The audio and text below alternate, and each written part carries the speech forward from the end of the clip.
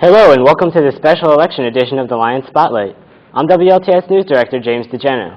We at TV21 invited both candidates running to represent New Jersey's 3rd Congressional District to sit down with us. The 3rd District encompasses most of Ocean County, including Lacey Township, as well as much of Burlington and some of Camden counties. Longtime Congressman Jim Saxton will be retiring at the end of his term after over 20 years of service. This highly contested race will decide who succeeds him. We would like to thank the campaigns for Republican Chris Myers and Democrat John Adler for setting up these interviews. Joining us now is State Senator John Adler, who is the Democratic candidate for the 3rd Congressional District. He graduated from Haddonfield Memorial High School after attending Harvard and graduating Harvard Law School. He ran for Cherry Hill Town Council in 1987 and won, and then proceeded to win a seat in the state Senate in 1991. Among Senator Adler's credits is the Smoke-Free Air Act, which became the state's premier public health law in January 2006. He's been named one of the state's 10 best legislators by New Jersey Magazine. Senator Adler, thank you for taking the time out of your busy schedule to sit down with us today. James, thank you. It's a privilege to be with you. You enjoying the campaign thus far? I've met so many nice people. I've heard the same sort of thing from most of the people, that they're concerned that this great country is not as great as it should be, that people are having trouble affording their prescription drugs, their food bills, the gasoline, their home heating costs, and I'm worried about that for this winter certainly, and our economy is not where it should be. And so it's a privilege to be campaigning and to go to people's homes, to go to people's churches, to go to people's workplaces, but to hear the same complaints, it tells me we have to do a better job for America. To begin with, would you please explain for our viewers what the role and responsibilities are for the 3rd District, Congressman? Well, the 3rd District is, as you said, parts of Ocean County, parts of Burlington County, and one town in Camden County. And the responsibilities are similar to what any other member of the House of Representatives has, but I think there's a particularly heightened responsibility to meet the needs of senior citizens and to meet the needs of our environment. This is a district that has beautiful beaches, has pine barrens, has a lot of streams, has the beautiful Barnegat Bay, but that bay is imperiled. Our beaches are threatened and need sand to replenish the beaches so that houses don't wash away. We want to make sure that our environment is secure for us and for the future. And frankly, lots of senior citizens are having a hard time making ends meet right now as costs go up so much and as they see their lifetime of savings washed away by the disasters of Wall Street that have cost people so much in terms of their savings. You're involved in a very competitive race. The most recent poll from late September shows a statistical dead heat between you and your opponent, Chris Myers. Approximately 1/5 of the voters remain undecided. Why do you think there is still a large number of uncommitted voters, and how do you plan to persuade those citizens to vote for you? Well, I don't like to focus too much on polls, but I'm gratified by the fact that every poll shows that among the voters who know my opponent and me, I'm doing well. The areas of the state, particularly parts of Ocean County where I'm not known, I'm not doing as well. And some people are voting just on partisan lines rather than with a fair opportunity to evaluate the candidates. It's my job to go to people's homes, to go to people's communities and community centers, and to talk to them and explain that America can be better again, that we don't have to accept this disastrous direction our country has taken over the last few years, but we can turn things around in Washington in a bipartisan way, Democrats and Republicans working together. And the more that my opponent and I get to be together in areas of our district, the better my poll numbers get. So it's my hope that he and I can be together in as many places as possible, and people can evaluate his position, which seems to be supportive of what President Bush has accomplished and failed to accomplish. And people can evaluate my view, which is that we can be so much better in terms of our economy, in terms of our health care system, in terms of an energy policy that works for America rather than for these countries around the world that have oil.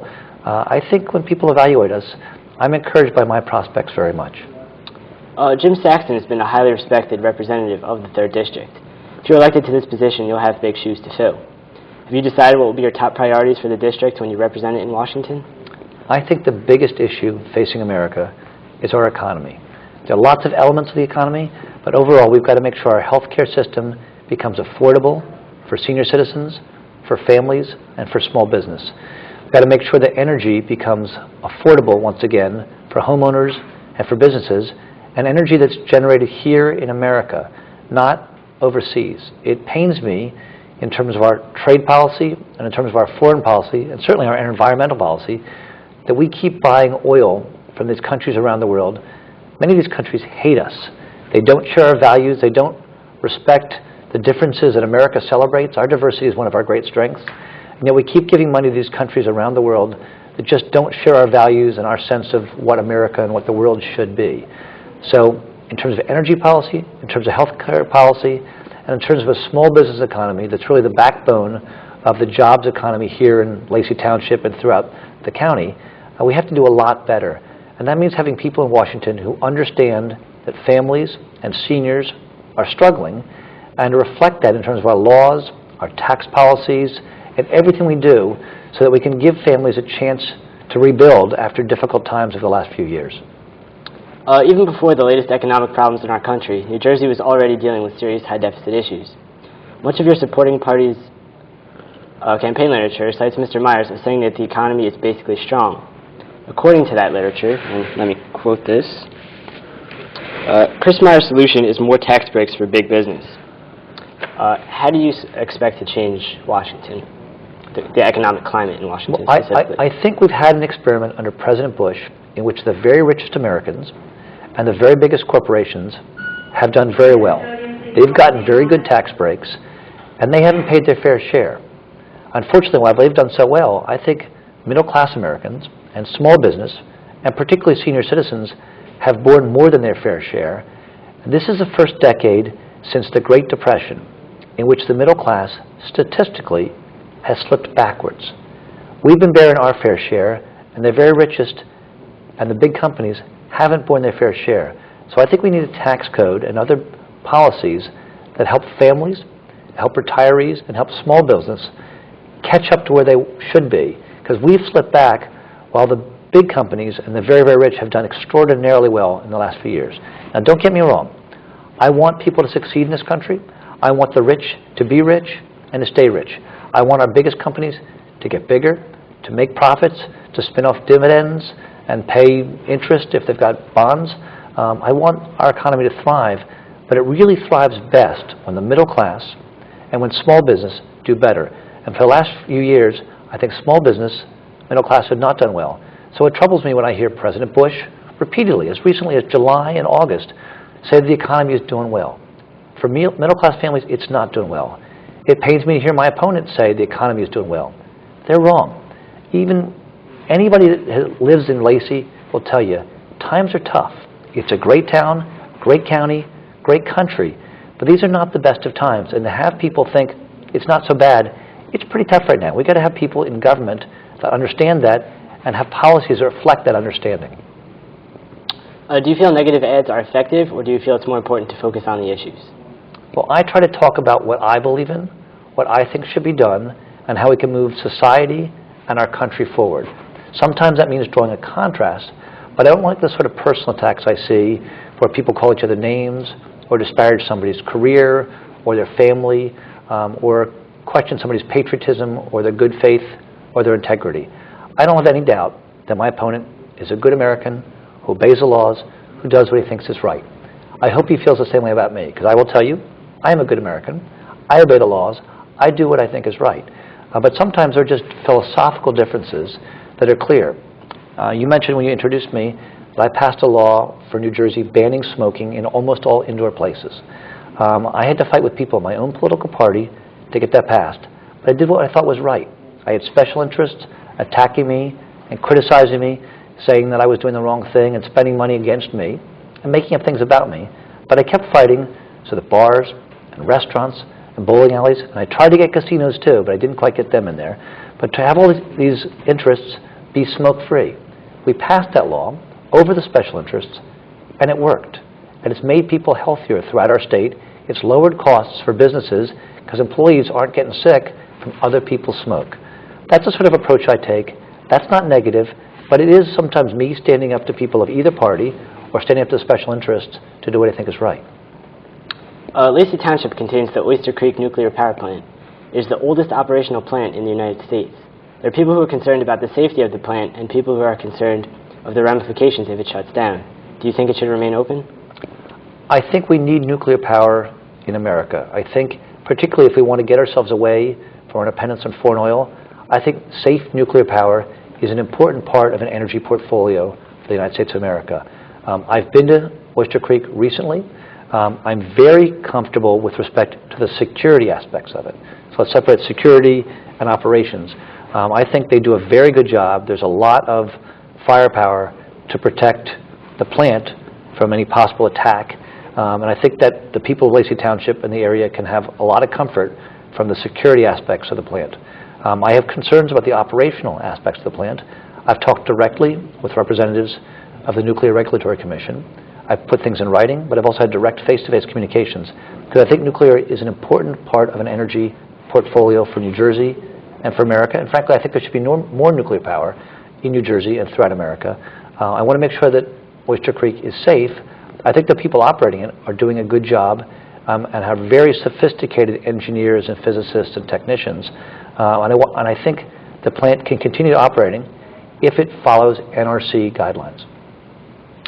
Speaking of alternative sources of energy, how do you feel about offshore drilling and the installation of offshore windmills? Do you think they will directly impact tourism and the fishing industry, both of which are very important to Ocean County? I think windmills offshore are a great thing, a really wonderful, renewable source of energy that doesn't create pollution, doesn't emit carbon into the atmosphere, and cause an increase in the global warming phenomenon that every scientist now acknowledges is a true problem facing particularly low-lying areas, coastal areas. So I think windmill is very positive, and I think windmills are also a great fish habitat. Recreational fishermen are going to do very, very well as windmill farms get put out off the coast of Atlantic County. I think we probably need more windmill farms. Countries such as Denmark and other Scandinavian countries have had windmill farms offshore for years with enormous success both on an energy side and on an environmental side.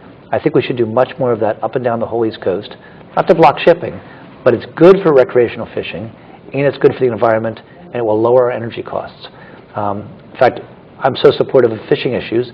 It's one reason why the Recreational Fishing Alliance, a very big nonprofit group, has endorsed my campaign for Congress. They know I'm good on fishing issues, and I'm honored they've endorsed my campaign. They looked at my opponent, looked at me, they saw my record over a number of years on fishing issues, and they're with me. And with respect to oil drilling, I think that's a grave threat to New Jersey. I think there are places around the country where we should be drilling offshore, and lots of places in this country where we should be drilling on land.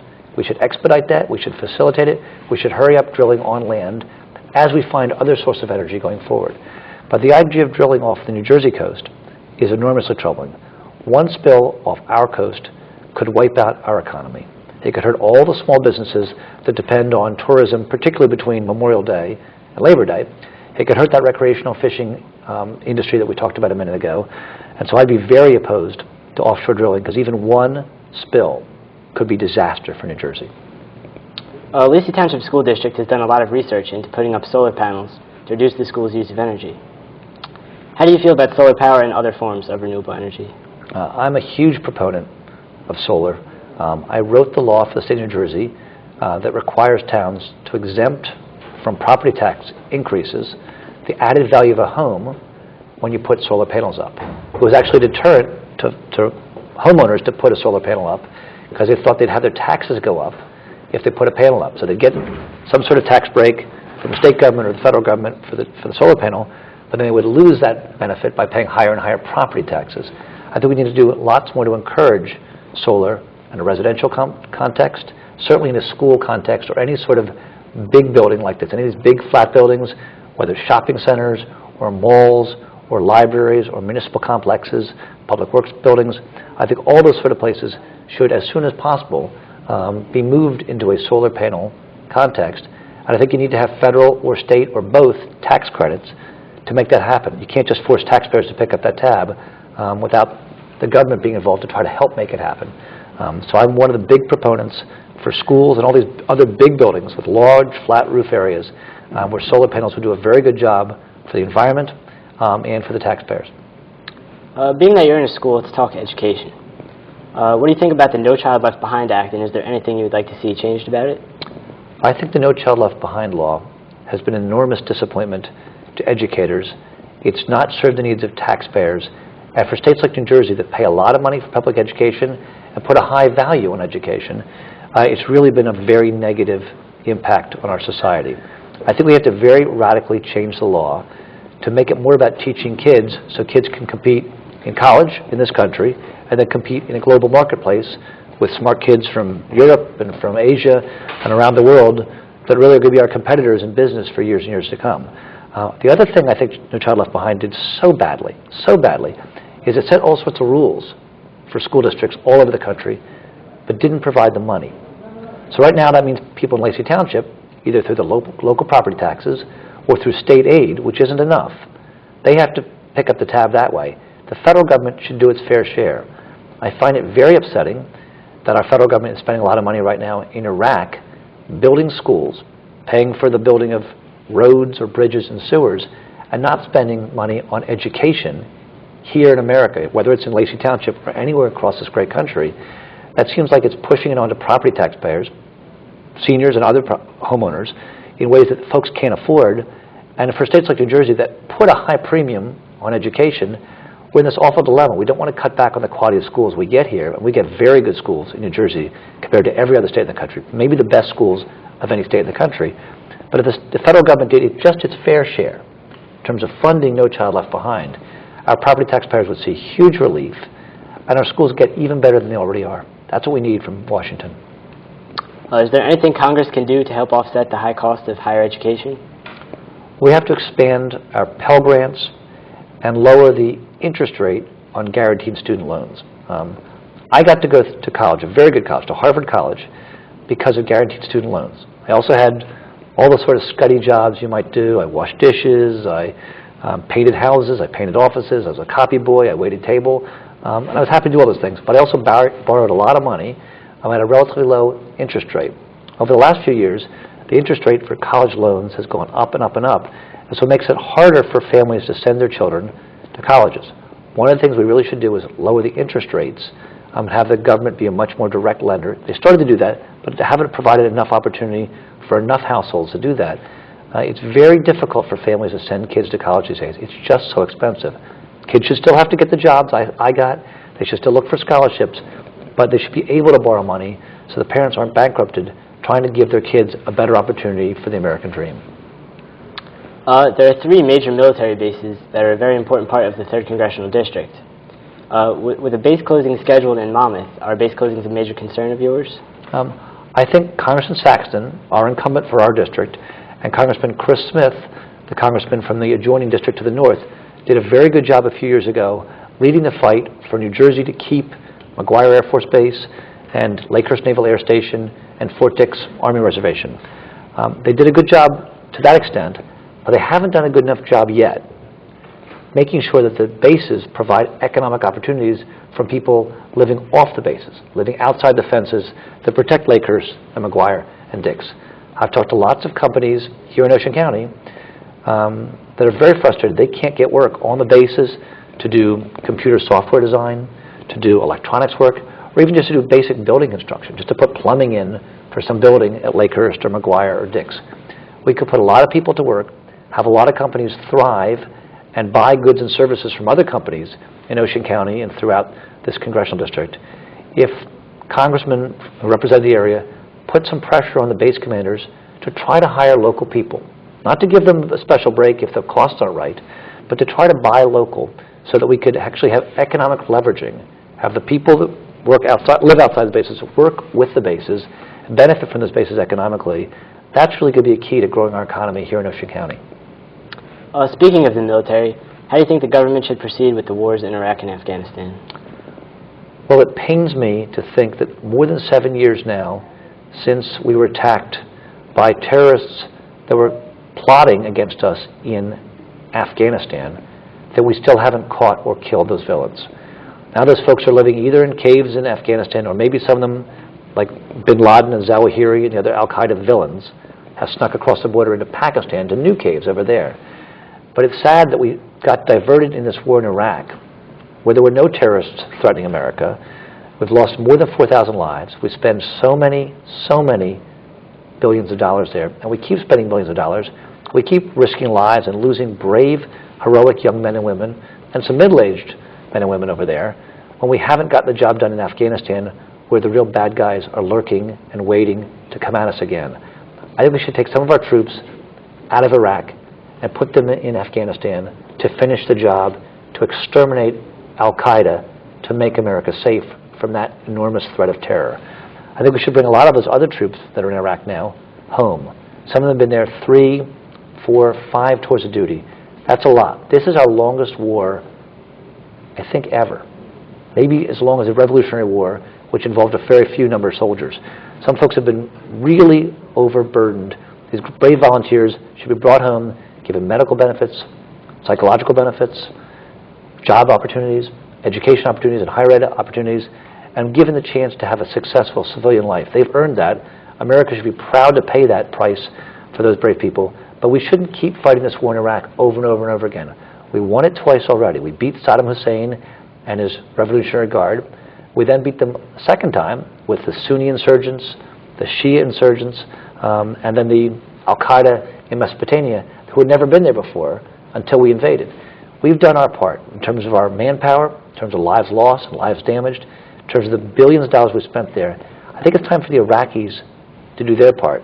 And I find it enormously troubling that the Iraqi government that we helped set up doesn't have Sunnis and Shias working together, doesn't include the Kurds in a proper sort of way, doesn't recognize the state of Israel, our one true friend in the entire region of the Middle East, doesn't recognize Israel, doesn't have trade and diplomatic relations with Israel, and is so much closer to Iran than it is to America, even though American forces are on the ground keeping Iraqis safe.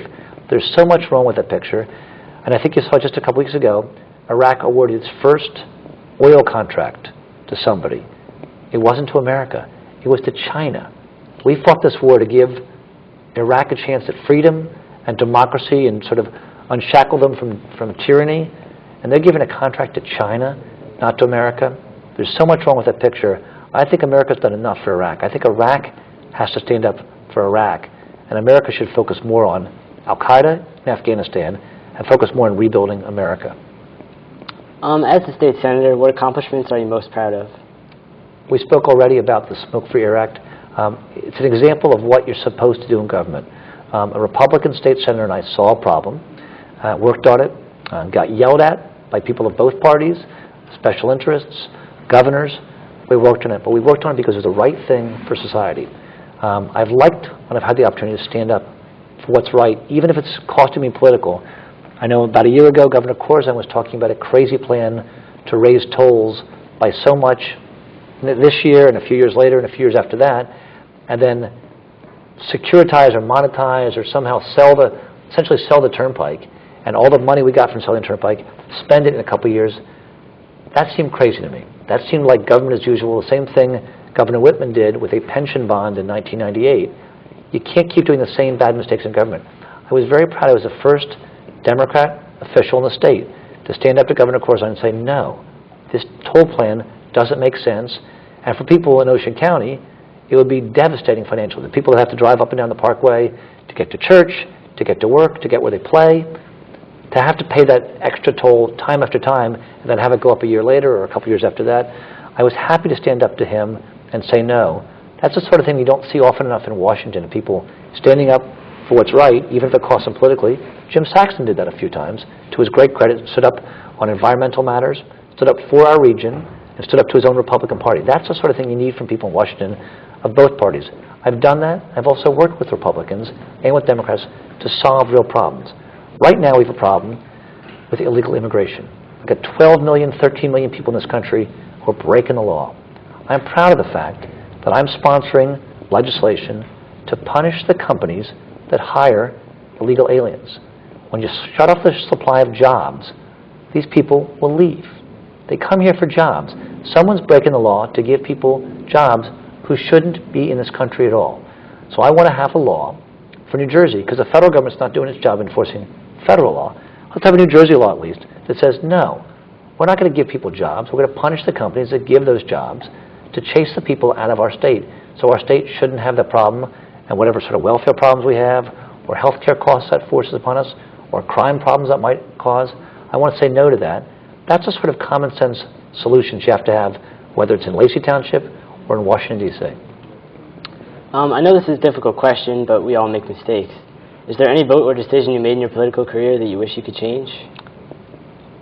Several, probably. I think the first one I can think of, when I first got in the legislature, one of the state senators, a Republican from Bergen County, proposed a law that said that motorcycle operators shouldn't have to wear helmets.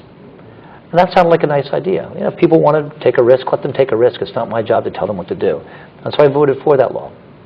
And after I voted for it, I heard from people in rehabilitation hospitals and social workers, physical therapists, occupational therapists, people in the insurance industry, all of whom explained to me that when somebody isn't wearing a helmet, strikes his head in the pavement, and has traumatic brain injury, the society ends up picking up the tab. You wear a helmet, you don't have these problems. You might have injuries, you might have broken bones, but you don't have the traumatic brain injuries that cost society, taxpayers, so much money. So as I thought about it, I had a chance to vote on that same law a year later. I voted the other way. I realized that my first vote was wrong. I didn't have all the facts, and I learned a lesson I've really kept close to my heart since then. Don't rush into voting on things. Stop, ask some questions, ask different sort of experts who may have different perspectives, and then make your own decision. Do what you think is right, but first take the time to ask people questions.